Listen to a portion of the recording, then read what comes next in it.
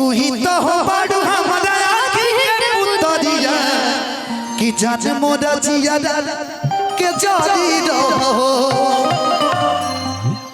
हे प्रभु हे हरि राम कृष्ण जगन्नाथम प्रेमानंद। ये क्या हुआ? पलंग पे पानी आ गया कि तू ही तो हो बड़ू हमारा के पुतरिया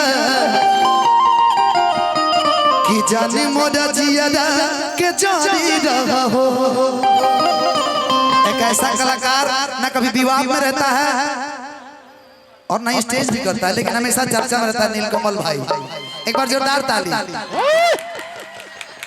कि हीरोइन हो हीरोइन तू ना पिएलू कहो अखिया नशा में जिएलू बताव कहीं गाजा तो ना पिएलू कि गुलाब जैसन खिलल बारू तू भवरा से मिलल बारू करत दिल के कतल बारू के कर मेहनत के फल बारू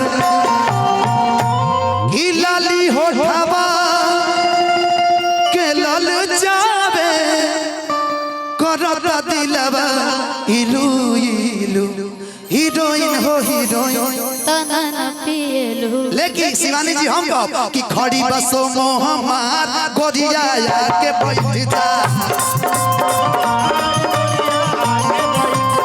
खड़ी बसो मोहम्मद गोरिया के बैठ जा।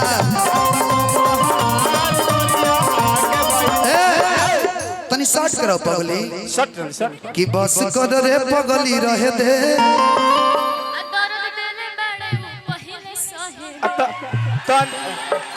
तनी खड़े रहो हमरो के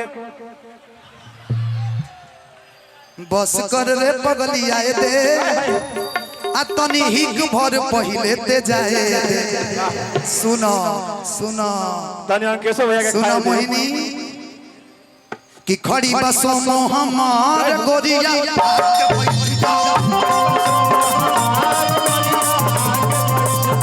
खड़ी बसो मोहम्मद गोरिया के बैठ जा।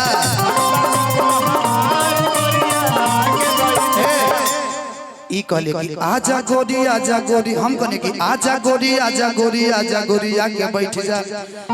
शिवानी के लाइन बा कि डर जाला जिया हमार। हेलो बोलिए कि डर जाला जिया हमार ना हम सोमो में बैठा। एक लाइन बोलिए ना तो ई बोलिए लाइन कि डर जाला जिया हमार ना हम सोमो में बैठा।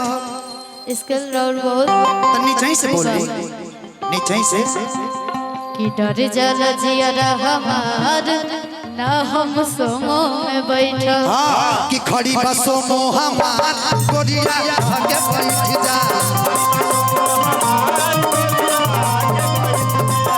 होठवा के ललिया कनवा के बलिया अखिया के तोहरो गजरा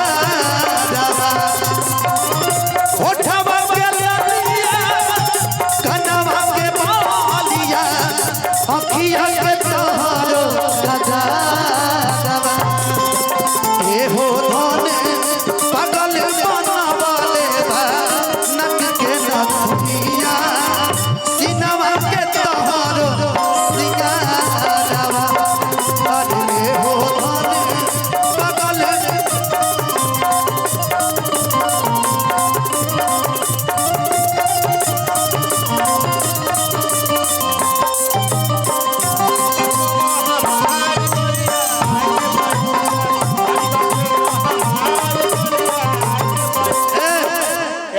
हाँ उस सोमो में बैठी जागा बना बैठी गलती करता